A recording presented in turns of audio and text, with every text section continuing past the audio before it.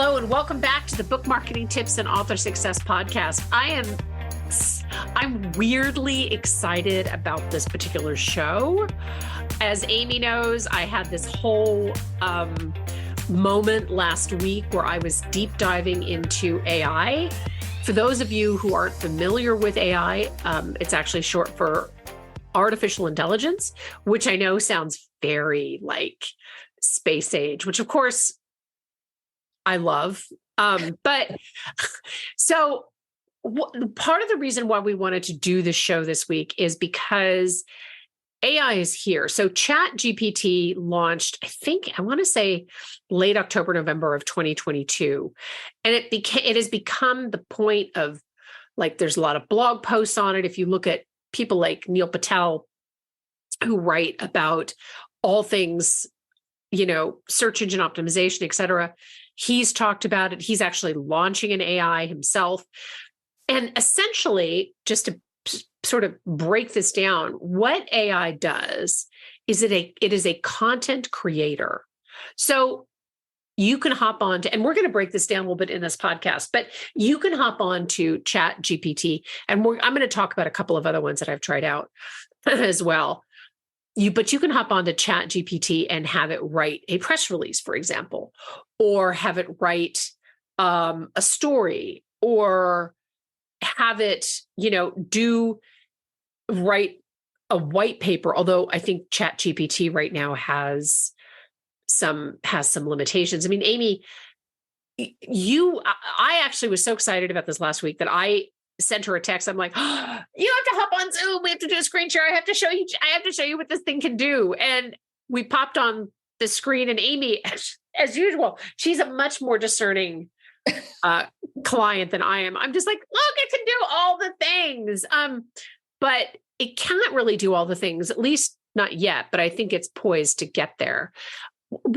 Talk a little bit about what your thoughts were when you saw this. Well, I thought it was really, it kind of blew my mind how good the language was. Mm-hmm. I was really surprised at that. I was expecting it to be much more clunky, needing much more finessing.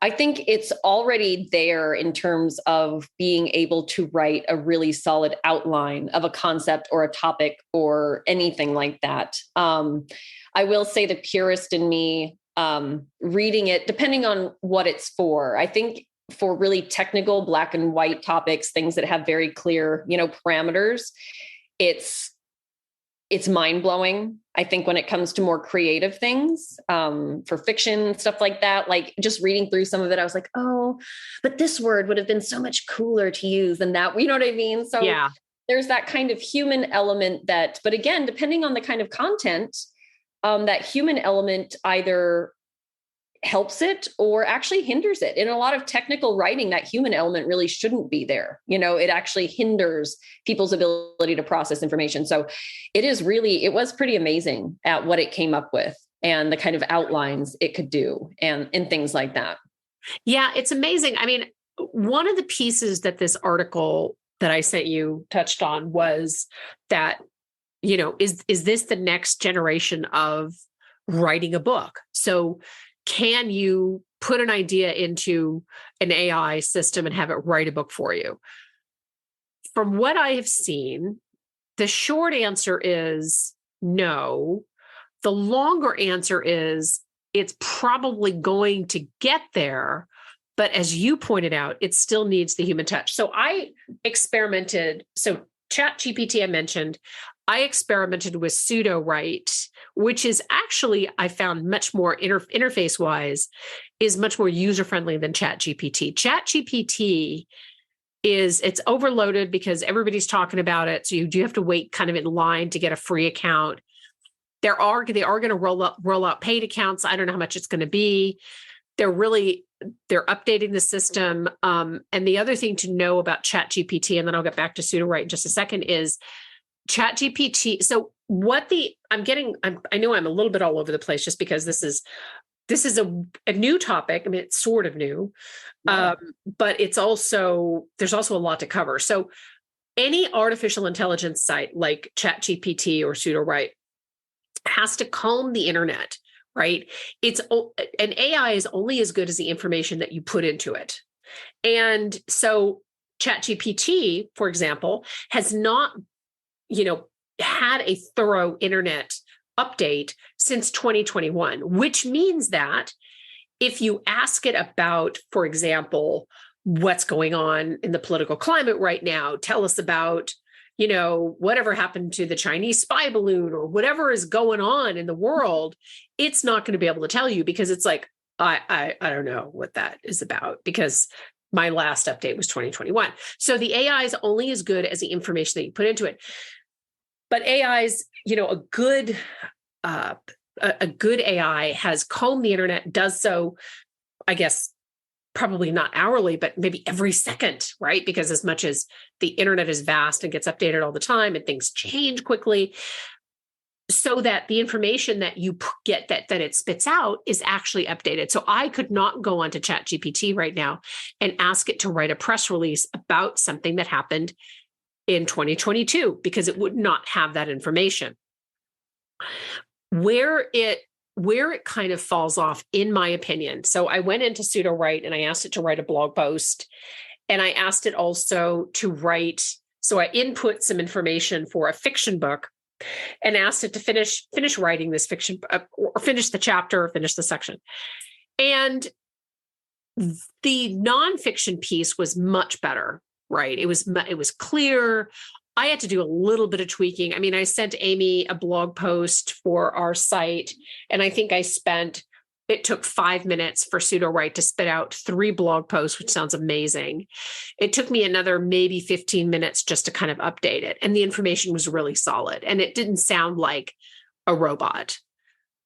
But the fiction stuff needs a little bit of work. And I'm very certain that within definitely this year, you're going to see places that are going to be, and maybe Pseudo-Write is one of them as they're updating, because I think all of these places are understaffed because it's become so popular, right? But the fiction stuff needs a little bit of, it does need a little bit of work. So I'm not necessarily encouraging you to say, oh, if you have writer's block, just go onto here and it'll finish writing the book. I think if you have writer's block and you're like, oh, I don't really know where this goes next, Pseudo-Write could really help you because it'll spit out some, if you start with I don't really know where the story goes. Here's a paragraph and boom, you've got some ideas. Now, will it fit into the rest of the book that you've already written? I can't answer that. It depends on, how much information that you put in. But Amy, that was because I sent you the 2 examples. I sent you the fiction and the nonfiction. Yeah, I thought the nonfiction, kind of like you said, and Penny, you and I kind of joked a little bit that not all platforms are created equal. One in particular, right. We were kind of saying it was like when you were in high school and had to write a paper of so many words. So you end up kind of saying the same thing like 18 different ways so you can hit that count. And there was some of that in there too. I do think for topics that are very straightforward and pretty established, I thought it did a really good job of kind of summarizing the basics of a topic, step by step, something, again, like you said, because it combs the internet. If something is already pretty established, then it's there. I think the fiction stuff, like you said, there were just some word choices. And I think that's part of what, when people are like, oh, is this going to ruin publishing? I think that's part of it too. I mean, I think that it really depends on who your reader is, what you write in, you know what I mean? Because there are going to be reader markets that will be able to tell right away. I think that, especially if it's an author you already follow, right, and who've read in the past, if they all of a sudden try to do something like this and didn't, go through the necessary steps to finesse it and make it their own, I think readers will know right away. So I think there are a lot of elements to this. But what I was just thinking, how do you think do you think we're going to see some interesting stuff happening in terms of people being much more careful with their content and where they put it on, free sites and things like that? Because that's something I think about with fiction. If it has to learn from content that's readily available in free use, do you know what I mean? Like there's still so many sites out there where people will put free chapters or free this and free, you know what I mean? Or teasers or the first 3 chapters. Do you think authors are going to get a little more careful with where they put things now for free? I do think that. And I also think that one of the other hurdles that we have, I think that's a very good point. And I think one of the other hurdles that we have is duplicate content. So you and I both have conversations. Matter of fact, before we started recording in the green room, we were talking about, our blog and our keywords and all this other stuff. And one of the conversations that you and I have a lot is about duplicate content. So you have to be really careful because Google does not like, duplicate content.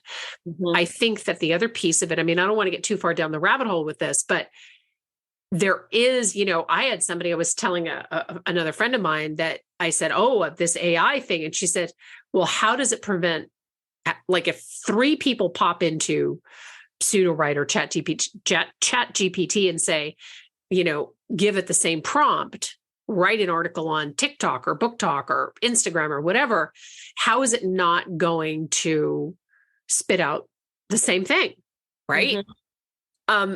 I think that's a very valid question. I think that is a very, very valid question. But I think that, we have to be really careful of that. We have to be careful of duplicate content. So I think that, if you're listening to this, you're like, oh my gosh, this is going to be great. It is fabulous for, sometimes I have to write a blog post and I'm just like, I know I'm missing something. And I went into Pseudo-Write and put in a prompt and boom, it came up. And I'm like, that's a really good idea.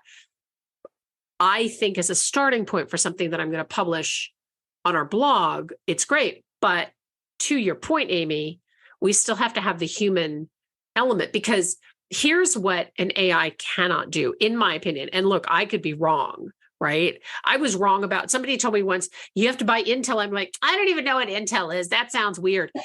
So I don't know. Yeah.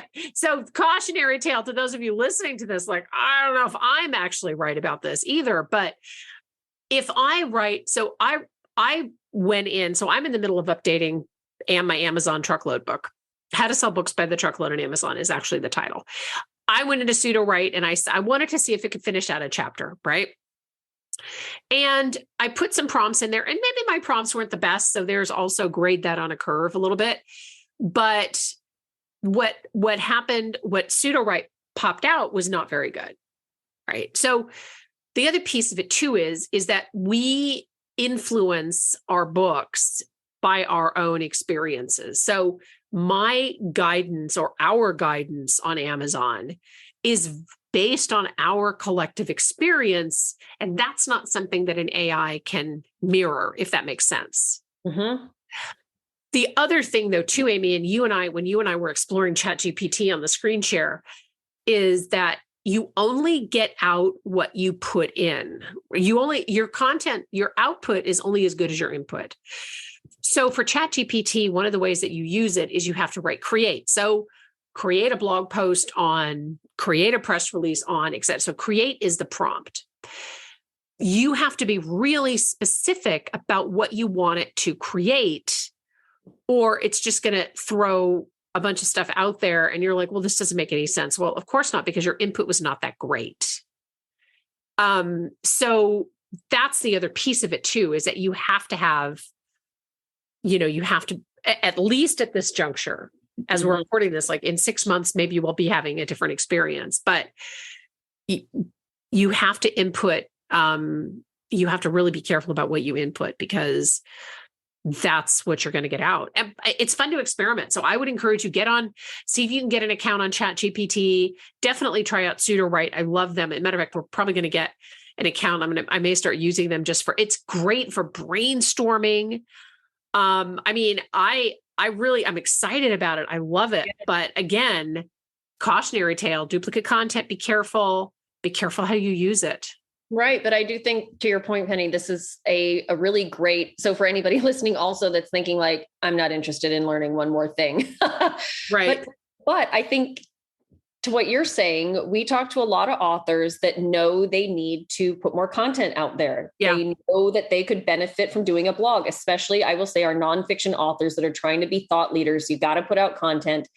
This is a great opportunity to kind of get past that initial hurdle of just getting used to generating more content. And like you said, Penny, the brainstorming, it's great for brainstorming. So anybody listening that's struggled with creating content, but you need to, this might be a really great way to elevate, to get to that next level and really start putting stuff out there that's worthwhile.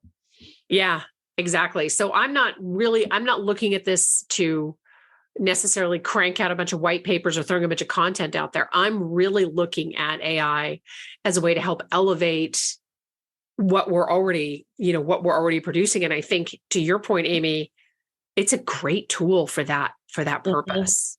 Absolutely.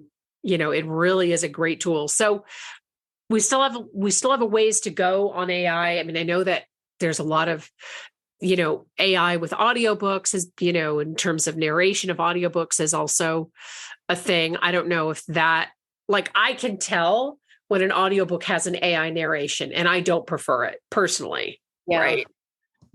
Cool.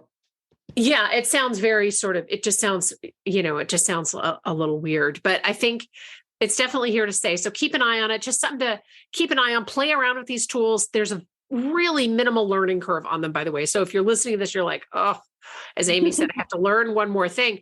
It's a minimal learning curve on both of these. It took me maybe 5 or 10 minutes. And I'm this isn't like me sitting here saying, oh, I understand everything the first time. I don't. It's a really easy learning curve. So give it a shot. See what you think. I'd love to get your feedback. We'd love to hear from you if you've tried it. Maybe you've had more luck with fiction books. Certainly is a great way to help break through writer's block. So thank you so much for tuning in. Thank you for listening. We always welcome your feedback. We love a review wherever you listen to podcasts, and we'll see you next time. Bye-bye.